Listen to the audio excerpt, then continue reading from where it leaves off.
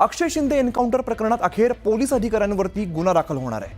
हायकोर्टाचा राज्य सरकारला दणका बघायला मिळतोय, तर संबंधित पोलीस अधिकाऱ्यांवरती गुन्हा दाखल करण्याचे राज्य सरकारला आदेश देण्यात आले। अक्षय शिंदेचे वडील अण्णा शिंदे यांनी पोलिसांवरती आरोप करत ही याचिका दाखल केली होती आणि मुंबई पोलिसांना या प्रकरणाचा तपास करण्याचे आदेश दिलेले आहेत। मुंबईचे गुन्हे शाखेचे सहपोलीस आयुक्त लखनी गौतम यांच्या नेतृत्वात विशेष तपास पथक स्थापन करून तपास होणार आहे आणि या निकालाला सर्वोच्च न्यायालयात आव्हान देण्याची सरकारला मुभा आहे। आपल्यासोबत सध्या जितेंद्र आव्हाड त्यांच्याशी बातचीत करूया। आव्हाडजी, पोलीस अधिकाऱ्यांवरती आता गुन्हा दाखल होणार आहे अखेर अक्षय शिंदे एन्काउंटर प्रकरणात।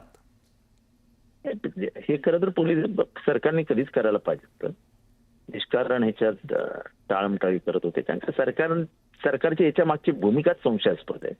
बर, ही हत्या सरकारने केलेली हत्या आहे। दिस इज अ इन्स्टिट्यूशनल मर्डर। त्याचा गुन्हा माफ करण्यासारखा नाही म्हणून, त्याचा गुन्हा माफ करण्यासाठी नाही म्हणून त्याला गाडीत बसवायचं आणि गोळ्या घालायचा हा देखील गुन्हा आहे। तुम्ही कायदा हातात घेऊ शकत नाही। कायद्याच्या रक्षकांनीच कायद्याची हत्या सुरू केली तर मग राजकाकडेच चाललो आपण। त्याच्यामुळे ही पद्धतच चुकीची होती आणि ह्याच्यातल्या निवडणुकीच्या आधी सरकारवरती एक बदनामीचा ठपका पडला होता आणि त्याच्यातनं स्वतःला बाहेर काढण्यासाठी म्हणून पोलिसांच्या हातात बंदूक आणि गोळ्या देऊन मारा, हे सरकारी आदेश पोलिसांनी पाळले, त्या पोलिसांचा नाहक बळी गेला। याच्यात पोलिसांनी सावध राहायला हवं। आपण गुलाम नाही, आपण स्वतंत्र मनोवृत्तीचे कायद्याचे रक्षक आहोत, याचा विचार करायला हवा।